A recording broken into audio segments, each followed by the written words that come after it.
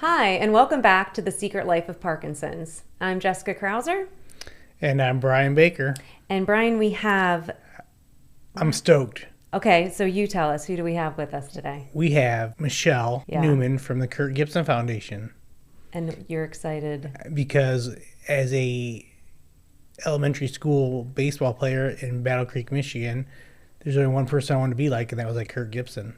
Oh, that's so cute. And now I'm like Kirk Gibson. We both have Parkinson's. There you go. Michelle, welcome. Thank you so much for joining us. Thank you for having me. It's good to be here. Thank you. So, this is the most I'm going to see Brian smile, I think. But can you go ahead and just tell us a little bit about yourself and what you do at the Kirk Gibson Foundation? Sure. So I am the Chief Operating Officer of the Kirk Gibson Foundation. I've been with the foundation for about 4 years now. So I basically do a little bit of everything. So I guess I initially started right around when it became a public foundation. Kirk had a private foundation for many years before he was diagnosed with Parkinson's. And now I basically work on the day-to-day. And we've just recently expanded our teams. We actually have 3 new team members in the last few months. So it's very exciting for me to have them here with us. Very cool. So as an organization, what do you guys focus on with your foundation? Like what's your goals with Parkinson's? So our mission is to provide activity-based programs to improve the quality of life of those living with Parkinson's. Mm-hmm. And our newest initiative that we've just recently started working on, we started working on this about 1.5 years ago, but we've made a clearly defined decision on how to proceed, is that we are looking to build a Parkinson Center in Southeast Michigan.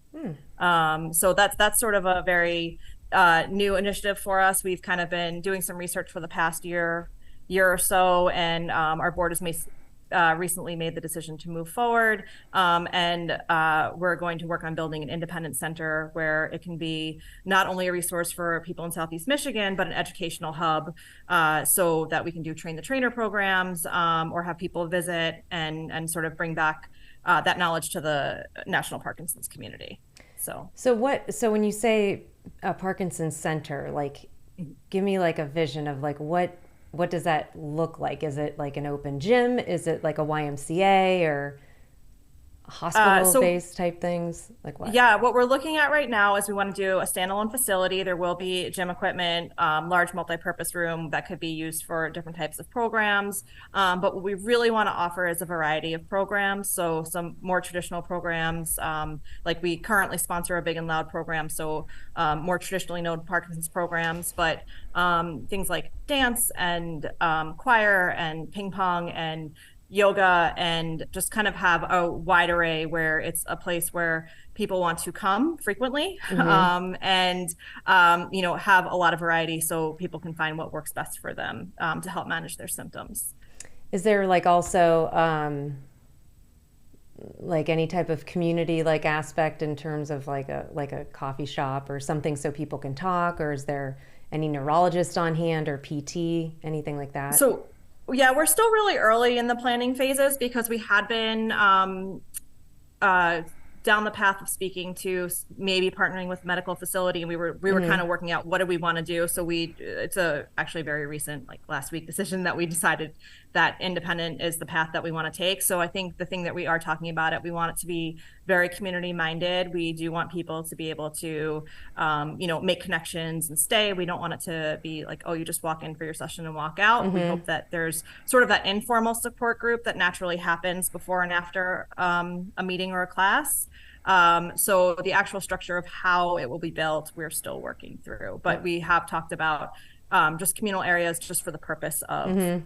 community and, socializing and, just being a comfortable place for people to gather. So can we just back up just a little bit, and can you give us for those people that aren't maybe Kirk Gibson knowledgeable about myself, like myself, like, who he is, when he got diagnosed, those types of things, just kind of. Sure.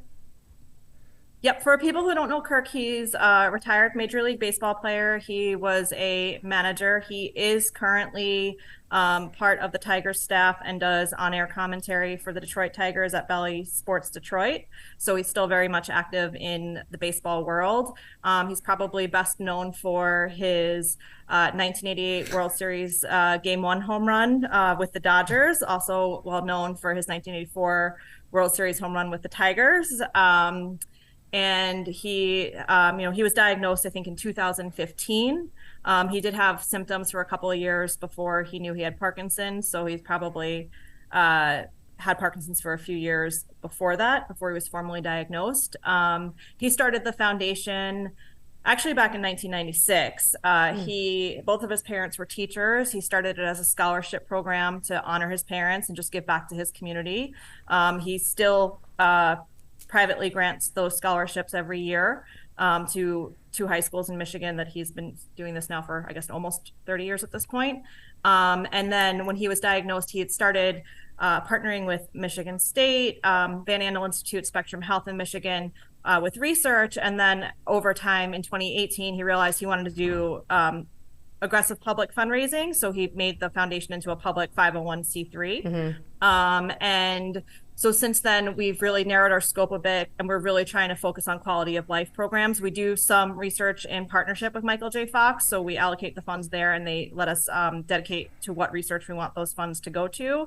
But we don't actively maintain any research grants right now. So we do sponsor programs such as a Big and Loud in partnership with Spectrum Health in Grand Rapids, Michigan. We sponsor an adaptive yoga program. That's an online program that's available to anyone. We sponsor a respite care program in partnership with Michigan Parkinson Foundation, so caregivers can get the care and the break that they need. And then now we are also funneling resources towards what it would take to build this center. And the goal is to do that within the next, have the doors open within the next 2 to 3 years. So, so do you guys have anything like a location or something right now, or you are, I don't want to say just, but you are sponsoring and funding those resources today? Like, is there anything like you guys, like how we have PD Next Steps, like our gym, do you guys have something like that right now? No, so we are looking for the right location and the right partner. So we are actively starting to speak to people where we might be located and which programs we want to host on site, but we don't have that site yet. How have you seen, or have you seen an impact in the local community there in Michigan with Kirk coming with this foundation and being able to support all of these different programs? What has the community response been? The programs that we sponsor, the response has been really positive. I know the Big and Loud group, I think, initially started back in, 2016 with, 25 people. There's over 150 people now that are served in that group. That's on the western side of the state. The one, benefit of going into COVID, we were able to clear wait lists for those groups, because if there's not a spot in person, at least we can have people attend virtually as soon as they qualify. We found that the respite care program, I think, has more than doubled in size since we started sponsoring it. I think that, especially the last couple of years have been challenging. More families are looking for support. We spoke to someone actually about 2 weeks ago who is doing the adaptive yoga program, and they initially were not able to get out of a chair. Now they're up and walking again. So we're getting very positive feedback for everything that we've sponsored. And our goal would be how do we do this on a greater scale, right? Like that's what the goal is with the center. Like, how do we affect more people and help them, more efficiently, more effectively. And that's sort of the goal behind our goals for the center. And this is we're so early on in this that, we have a lot of logistics to work out. We have a core team of about 4 people that are now starting to put together the planning. And then in our organization, I help with that. And we have a couple of other people that help with that. And so we're just trying to build up what is the best, most strategic way to do this. So that's great. And, like I said, both Melissa and Jessica have a lot of resources if you need any questions or anything like that maybe they can answer. Yeah, and we might want to snake the idea too of the PD center. Or so are you guys looking, like, do you think one day this would be something that you could initiate in other states or other cities? Is that the hope? That's the hope. And that's the hope. And we have there are a couple of incredible centers that already exist, and we're not trying to reinvent the wheel. We're just trying to put out the best possible thing. And we want to leverage the work that other people are doing and not ignore that. So I've had conversations with Melissa, and she is just, there's so much knowledge there, and she's doing such incredible things. So, speaking to people like Melissa who are far away, right? So they wouldn't actively be there every day. Our goal is to keep in mind, like, she has these amazing ideas. How do we implement them? And then when we come across something, how do we share that back to her? So I think the initial goal is to open one incredible center with the thought of making everything we do easy to replicate somewhere else. So the focus is on one, but like the ideal would be, can we do this? And then someone in, somewhere else says, I want to replicate this. How do we do that? And we have that blueprint for them. I almost feel like with all the different, there's so many foundations for Parkinson's, and it's like private, and then the nonprofits, and there's, the large with Parkinson's Foundation and APDA and Michael J. Fox, et cetera. And then there's ones, like you guys that are, definitely growing, probably like Davis Finney Foundation and ones like that. And then you have the, like mine, 5K for JK, which is still very little, but we're growing. And it's, we had Bethany on here before. She was in New Bern, North Carolina. And with that, she, she's done a ton of work similar to what you guys are doing. So, from an exercise standpoint, what does that look like? And it's almost like, can we get all of us together and really, brainstorm session. Honestly, because I know that there's way more of us out there. So how can we start to build upon each other? So anyways, what I'm saying is I think we need to all get together. So I might work on that. Yeah, I think that's a great idea. And that's what we're trying to do. And I think that most of our introductions have come from these conversations where it's like, this is what we want to do. And it's like, we got introduced to you through Danielle, and, every single call that we've done has always led to one more introduction. And then, something flipped last year where now, like, we're doing introductions because now we have this network that we didn't initially have. And I think, I don't know if it's specific to the Parkinson's community, but sometimes when I tell people I work for a nonprofit, they're like, oh, it must be really challenging competing against all these other organizations. And from what in my seat, we don't compete, we work together. And I think that's what makes us stronger. And I think that's what's going to make all of us successful. And we definitely have in mind that when we build this, it's meant to be shared. It's not, nothing will be, we're not going to have anything proprietary. Right. We're not, like, someone sees a program and they like it, we want to teach them. We want them to bring it home. And that's like Kirk. I mean, he's a good teammate, right? And that's like really our job is to be a good teammate, and collaboration is really the way it's going to go. And whether it's like finding a cure, that's only going to be found if people work together. And we don't have a part in that, right? Our part is, like, right now, how do we make things easier? How do we make quality of life better? But we still want to support the people who are doing that, just as, like, we want them to support us. And just like, this country's so big, there's something somewhere that we're like, no one can do it all. So if we all support each other, we can, So totally agree. How is Kirk doing?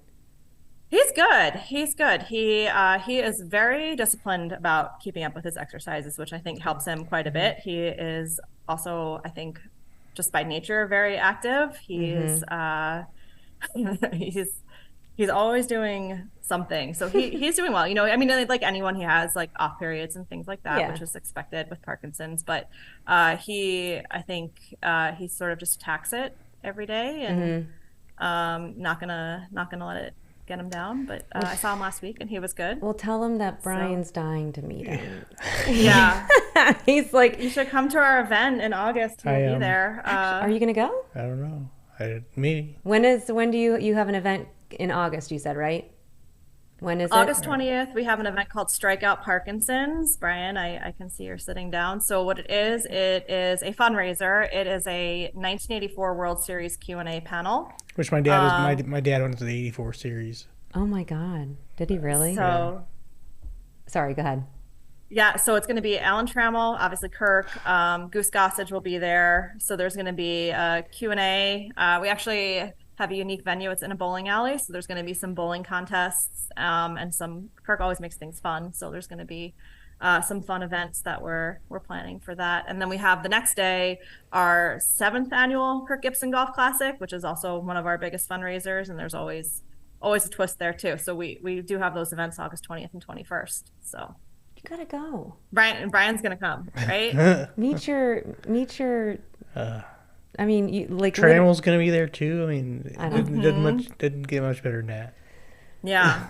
So he's always been really supportive of the foundation, and so I'm curious to see what the questions are, but it's going to be a Q&A, and Goose Gossage will be there, so they're definitely going to talk about that home run. I think you correct me if I'm wrong. I think it was Game 5, right? The he don't want to walk you home run. Yeah, I think that's it. And so this is in Southeast Michigan, right? Yes. So it's the Strikeout Parkinsons is Royal Oak, Michigan, and the Golf Classic is in Auburn Hills. So they're all pretty close to each other. Awesome. Well, we'll look to get this. I mean, more people than just even outside the U.S. listen to this, but for those that, might be in the Michigan area and aren't aware of this or are close by and want to join, this would be a great time to have them be aware of it and know what's going on and see if they can support. So, and then if you guys are available in October. Yeah, we have.